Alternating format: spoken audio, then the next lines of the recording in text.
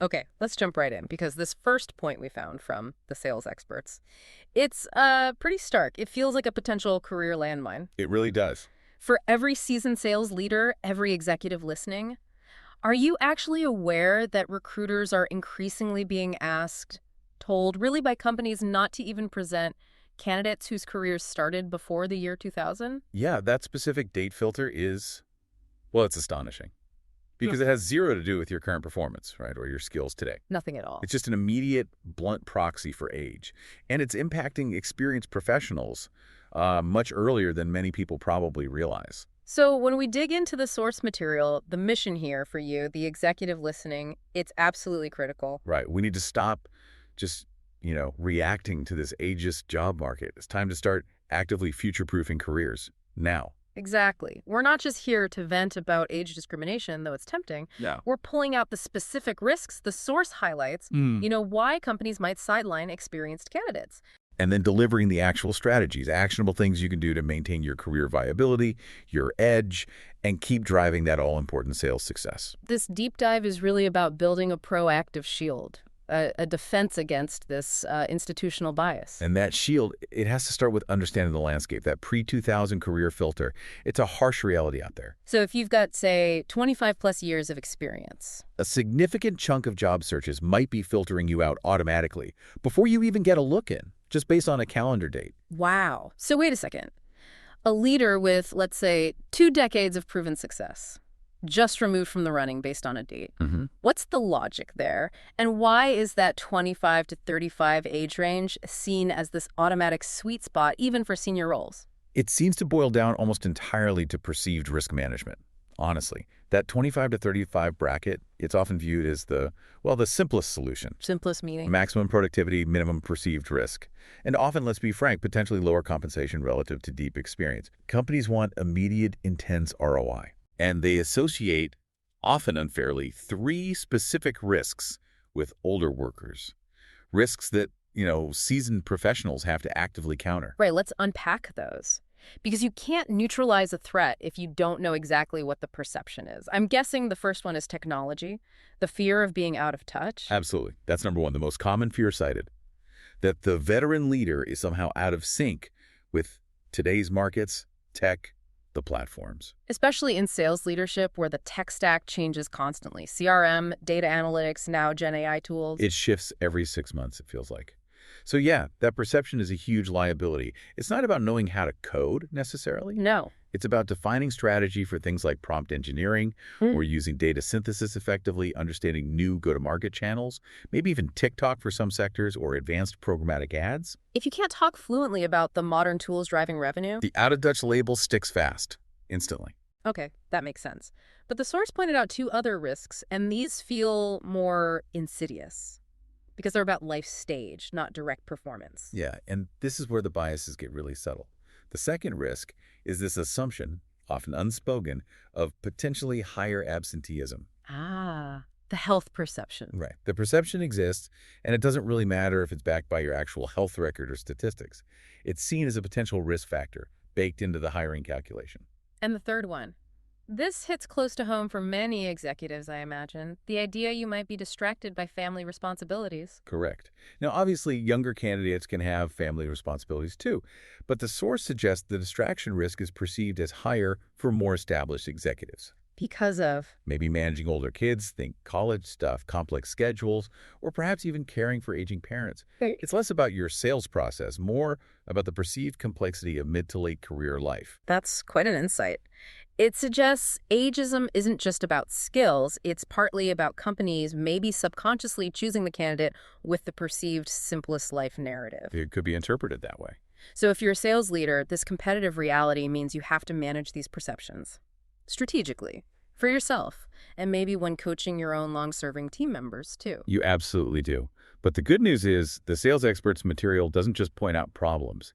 It gives clear strategies, ways to fight back. Okay, good. Let's get into those. The core idea, the main philosophy, is shifting from reflection to projection.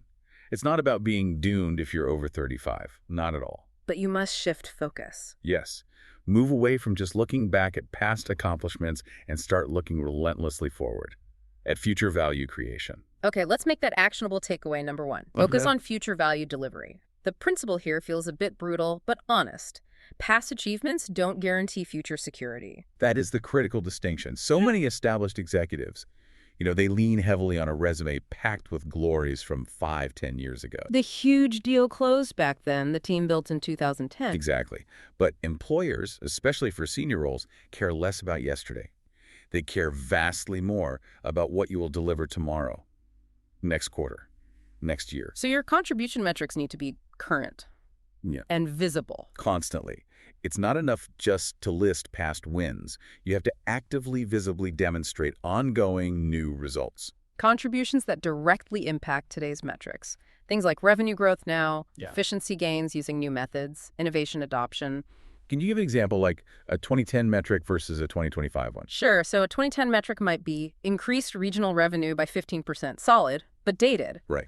A 2025 metric sounds more like pioneered a new account-based marketing strategy using machine learning that boosted pipeline velocity by 20% in the first half. Ah, okay. See the difference? The language is about innovation, modern tools, immediate relevance, quantifiable value tied to today's business challenges. Got it. So once you're creating and quantifying that modern value, you can't hide it under a bushel. Definitely not. Which brings us straight to the next crucial strategy from the source. Build and measure professional visibility. This is networking, but elevated. Treated like a strategic key performance indicator, a KPI. Not just casual coffee chats. No. The core message is, don't wait until you need a job. You have to build those strong personal connections proactively, continuously. And the source gives a specific metric here, which honestly, it made me sit up. It's a wake-up call for many. The metric is, if you are not getting at least one headhunter call per month, One per month? you are simply not networking effectively enough, your visibility isn't high enough. Wow. One headhunter call a month as a baseline KPI for career health. I suspect many listeners right now are realizing they're failing that metric. It's very possible. Because if the phone isn't ringing externally, it implies you're invisible to the wider market, which means your career security basically rests entirely on the whims of your current company. Precisely. That external validation, that connectivity, it matters hugely.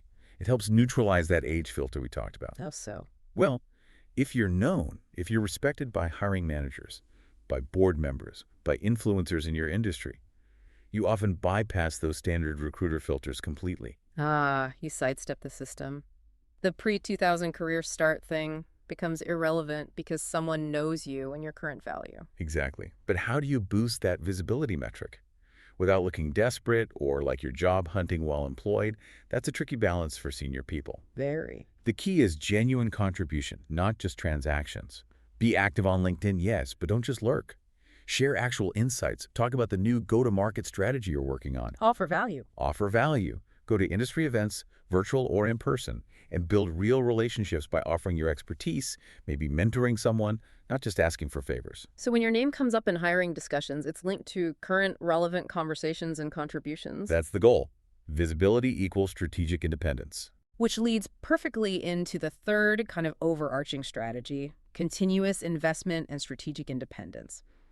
I really like the analogy the sales experts used here, comparing career security to physical fitness. Yes, it's spot on. It requires daily, or at least consistent investment. You can't just ignore your health for years and then suddenly decide to run a marathon when you hear bad news. Right. You need to be fit before the crisis hits. Same with your career. You can't ignore professional development for 5 years and then expect to be instantly competitive when your role changes unexpectedly. So what are the specific investments needed? It sounds like it's more than just taking an online course now and then. It's definitely multifaceted. The source points to 3 key areas. First, kind of surprisingly but importantly, maintain your physical health and energy. Why is that so critical? Executive sales roles are demanding. High energy, stamina, they're non-negotiable for longevity. Plus, it directly counters that perceived health risk bias we mentioned earlier. Okay, makes sense. Second, continuously updating professional skills. Aggressively. New certifications, ongoing education, whatever it takes to stay ahead of the curve in your specific domain. And the third ties back to the first risk we discussed. Exactly. Staying absolutely current on market and technology trends. This is about neutralizing that out-of-touch bias head-on.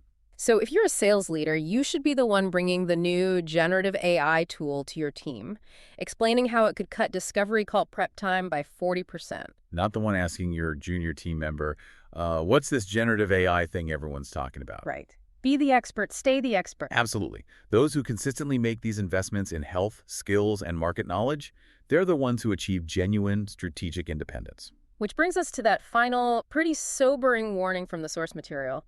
Executives simply cannot rely on company loyalty anymore. That's the hard truth of business today, isn't it? Companies exist to maximize productivity and shareholder value, not primarily to reward tenure. Sad, maybe, but realistic. It is. No matter how long you've been somewhere, how loyal you feel, one leadership change, one merger, one bad quarter, one market downturn. And your role could vanish instantly. And in those moments, companies often bring in new leaders tasked with modernizing or streamlining, which unfortunately often translates into reducing highly compensated, long-tenured positions. It's a tough reality to swallow, but essential to acknowledge, waiting for the company to take care of you based on loyalty. It's just not a viable career strategy anymore. It's wishful thinking. It really is. And that's why putting these strategies into practice daily, weekly, is what separates the veteran sales leader who thrives long-term From the one who plateaus, gets comfortable, and ultimately risks being deemed redundant or too expensive. So if we synthesize the core message from this deep dive, it's this. Professionals over 35 absolutely can stay competitive, stay in high demand. But it requires relentless focus on three things. Okay, let's recap them. 1. 1. Add measurable future value. Always be thinking ahead. 2. Ensure constant professional visibility. Remember that headhunter call metric. Are you meeting it? And 3. 3. Constantly sharpen your edge. Continuous self-investment in your health, your skills, your market knowledge. That core philosophy from the sales experts really resonates. Dig your well before you're thirsty. Exactly. Don't wait for the crisis, the layoff, the reorg, the bad performance review to start your career fitness regime or update your LinkedIn or build your network. Start that strategic investment today. Take these strategies, put them into action. Future-proof your own career, secure that long-term sales success for yourself, and frankly, for the teams you lead to. Remember, your career security is ultimately your responsibility, nobody else's. So now is the time for that proactive step. If you want to dive deeper into these strategies, maybe find some frameworks or tools to implement them day to day, we definitely encourage you to explore the resources available from the publisher of our source material. You can check out thesalesexperts.com to keep building that future-proof leadership path. And maybe leave you with this thought. What one specific, measurable piece of value are you going to create this week that perhaps wasn't possible last week? Using a new skill, a new insight, a new connection. That's where your future security really begins. Stay sharp, stay visible. Catch you on the next deep dive.